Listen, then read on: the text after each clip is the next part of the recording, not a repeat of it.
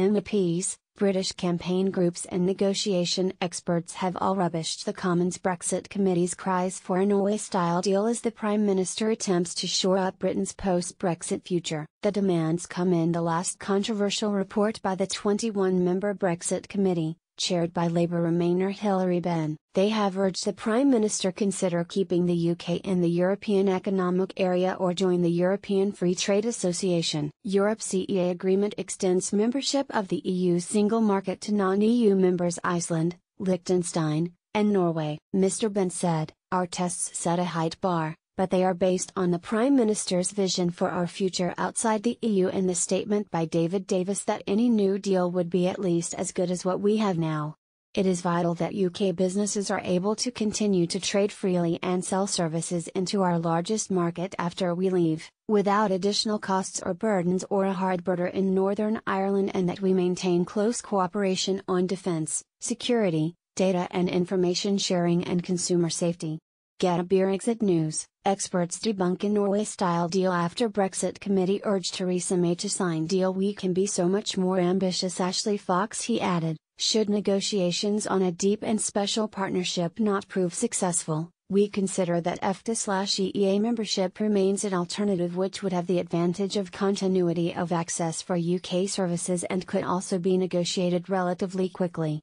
While Norway's model satisfies many Brexiteers wants to rid Britain from the bureaucratic Brussels-led superstate, reclaims fishing waters and leaves the EU's justice structure, there are also many negatives. Norway's fishing, much like Britain's, is an important part of the country's heritage as a coastal nation, and outside of the EU is allowed to control access to its territorial waters. However, Brussels has at times blocked imports of Norwegian salmon on anti-dumping grounds, with Norway referring the dispute to the World Trade Organization. Norway's salmon is also barred from using the EU's eco-labelling system, despite observing the bloc's high standards. British campaign group Fishing for Leave accepts Britain could reclaim its fishing waters under a Norway-style deal, however, demands the government pushes for better terms and also suggests it as a route back into the EU rather than an exit. Spokesman Alan Hastings told Express.co.uk, "If the only two options are EFTA or an indefinite transition,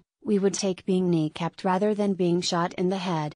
However, that misses an opportunity and denigrates the mandate to totally leave and become an entirely independent nation. To pursue EFTA rather than a clean Brexit sells ourselves short. With the greatest respect to the Norwegians, the UK of 60 million people is not the Norway of 5 million.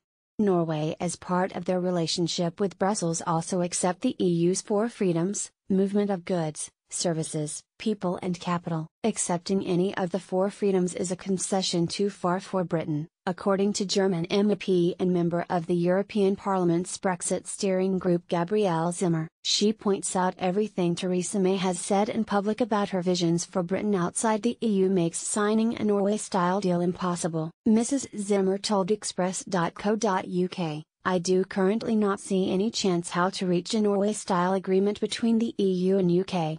Norway made important commitments such as assuming the four fundamental freedoms. One key freedom is the freedom of movement for workers and citizens, which the UK government wants to get rid of.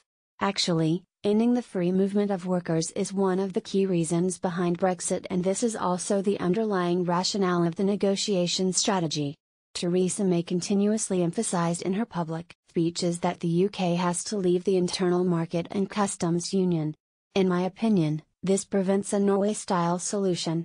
The German MEP, however, did hint if the Prime Minister shifts her priority to a Norway-style deal, it would satisfy the EU's demand for no hard border on the island of Ireland. And even if Mrs. May did seek to shift her complete Brexit strategy, a negotiation specialist believes it will be too much of a tall order for her to complete. Neil Clothier of Huthwaite International said, "Simply put, a Norway-style deal should not be implemented within 12 months' time.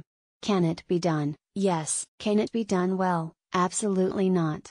Senior Tory MEP Ashley Fox believed the UK would be underselling itself in an attempt to negotiate a pre-existing deal. He said, "We can be so much more ambitious." David Davis said he wanted a Canada plus, and maybe that's the best way of saying it. We want a free trade agreement so there are no tariffs and an agreement at the border so there is frictionless movement between goods, and we want it to include financial services as well.